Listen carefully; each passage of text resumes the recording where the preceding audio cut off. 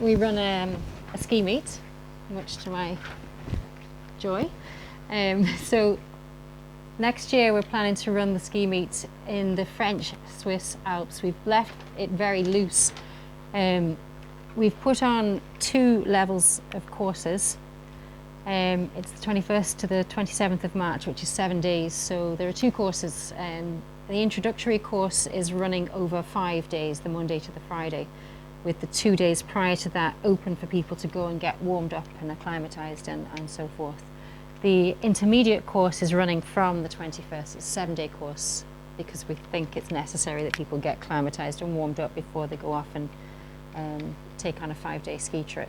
So we're going to go and do, hopefully we're going to go and do the Hope route for the intermediate course. We're going to be based out of Chamonix, and then the group who are doing the introductory course will stay and ski in and around that area and start with a 2-day kind of warm-up and acclimatization, some skills training, and then go and do a 2-night, 3-day expedition of a tour at the introductory level. The intermediate group, we plan to do a 5-day tour of part of the Hope route from Verbier to Zermatt. So there's a difference in the standard, definitely, and there's a difference in what level of skiing you need to be able to take on for the 2 routes. Again, because it's a meet, the ethos is not there as a guided tour. It's there to try and upskill you so that you can go and do things yourselves a little bit more independently. Equally, people are welcome to turn up and do their own thing and just be around, register for the meet, get your t-shirt, just do your own thing, go skiing, hire a guide, whatever you plan to do. But those are the 2 formal courses that we've outlined. It's another aspect of the mountains, which is why we can justify putting it on, even though we're a mountaineering island, not skiing island. But I just think the ski mountaineering end of things is something that certainly interests me as a mountaineer, because you can travel places. So ski into somewhere and climb the route. We did that in Greenland. You wouldn't really have been able to get into some places unless you could ski into them, or at least snowshoe into them. So it's just broadens again what you can do in the mountains and the conditions that you can operate in. So to give people a little bit of an idea of the level of skiing, I'm not a ski guide, I'm not a ski instructor, but I have consulted with ski guides and ski instructors to try and get to the nub of the level of skiing, because it's really important that you know what you're taking on and that you're comfortable with that. So for an intro course, you still need to have a competence in skiing. It's not a learn to ski course as such. So this is where you can do linked parallel turns, carved turns, on-piste with a rucksack, which is quite a bit different if you've ever skied with or without a rucksack. It does have an effect on you and your balance and your body position and so forth. So then with that level, that would be someone, if that's what you can do reasonably competently, that would be for an intro level. If you're planning to do the intermediate route, then you'd need to have stamina to be able to continue to do that competently for at least 8 hours. One of the days potentially will be up to 10 hours. It's quite a long finish into Zermatt. So I wouldn't want you to think it's anything less than it is.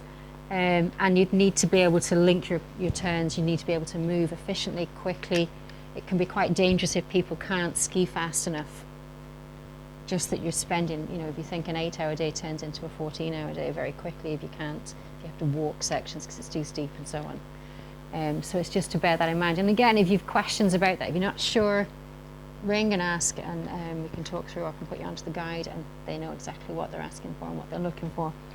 The other side, like with Scotland, you don't know what the conditions are going to be like. So the snow could be perfect, nice, easy to ski on, or it could be icy, it could be crust on top, or it could be powder. You just maybe never skied in those conditions. So that's why we need that level of competence for the intermediate and for the intro. So yeah, for the mountaineers, we're quite confident in our abilities and in the mountains, but not necessarily competent skiers, and think our show will be grand. I can always walk out of it if take the skis off and climb up or down, but if you've ever tried climbing or walking in ski boots, it's not the same. So yeah, you do need to have some skills, but equally if you've never skied before, the place that will be based out of, you can get up onto the pistes and go and get some lessons, some tuition, and most people can become pretty competent in 3 or 4 days and get around the pistes. Okay, so this is more typically the traveling around. You get to journey through the Alps, which a lot of the time you don't do. You don't see more than the 1 or 2 valleys that you're in, and you don't go anywhere. So I think we're all good journeyers as mountaineers. We like to travel in the mountains and see what's over the next peak, the next col. So that's more why I think ski mountaineering is so appealing to me anyway. So the 5 days I was telling you about for the intro course. The first day is to remind you, not to teach you to ski, but to remind you, to refresh, to have a look at some of the safety techniques. You carry an avalanche transceiver, a shovel, a probe. Like always, when you're in the Alps skiing, particularly when you're off piste, some people don't carry them on the piste. They feel there's enough backup there. You need to know how to dig, not just the guide, because they may be the one buried. So you all need to know how to search, how to dig, and again to assess the slopes and so forth.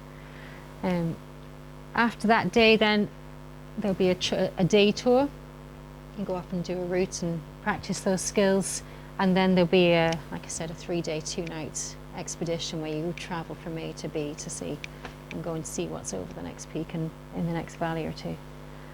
And I can't stress that enough.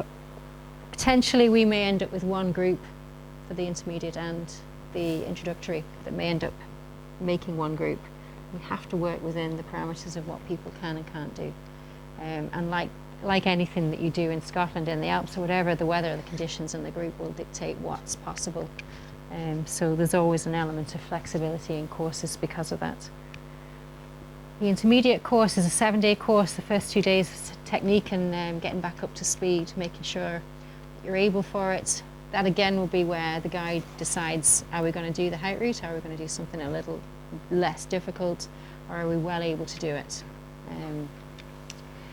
After the first 2 days, which will be based out of Chamonix, then there'll be a train journey to Verbier, and with your rucksack, your skis, and off you'll go then for a 5-day trip, staying in huts. So that would be your accommodation for the remainder of the trip. So you go on a substantial journey and arrive then in Zermatt at the end, the last day being quite a long day.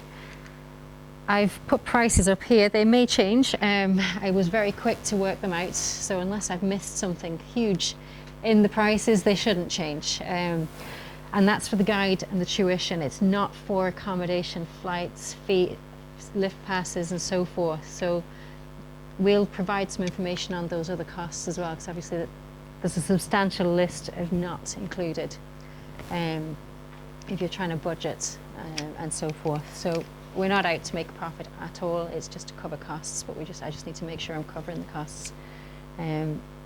So the rest of those things would need to be factored in. I know there's just some nice pictures of people skiing. And you can see the mountaineering clothes there. They're not in your kind of ski suit. They're in proper mountaineering gear with the goggles. The terrain can vary. You can see that's quite icy, hard snow, quite steep for some people for skiing. Some people I wouldn't think twice about that. You're probably all quite happy to walk up it, but not so happy maybe to ski down it. But and equally, you can be on slopes where if you trip up, same as in winter mountaineering, you can slide an awful long way, which is why your technique's to be quite good. But equally, you get these views. You can see over valleys, ski in areas where there's not crowds of people and travel. You've seen that one already.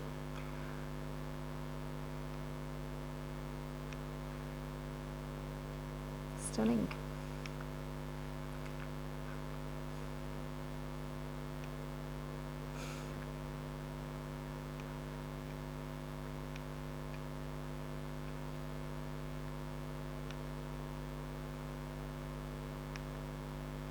This would be the other end of ski mountaineering, literally mountaineering with skis on, where you may be abseiling down, you might be checking to see what's underneath or just getting down a step that you're not happy to ski over. This is a bergschrund on the brush of the Bad Ekran. And there's quite a hole underneath where this person's abseiling. Just up there is where he was abseiling. So you've recognised, you were all up there, weren't you? This is where the last Alpine meet was. And I think that's my predecessor having a bit of fun. So that's ski meet. So I'm really excited about it. Any questions? Better get saving. What were the ratios for the ski meet? 1 to 6 is the fairly standard ratio for ski touring. Yeah.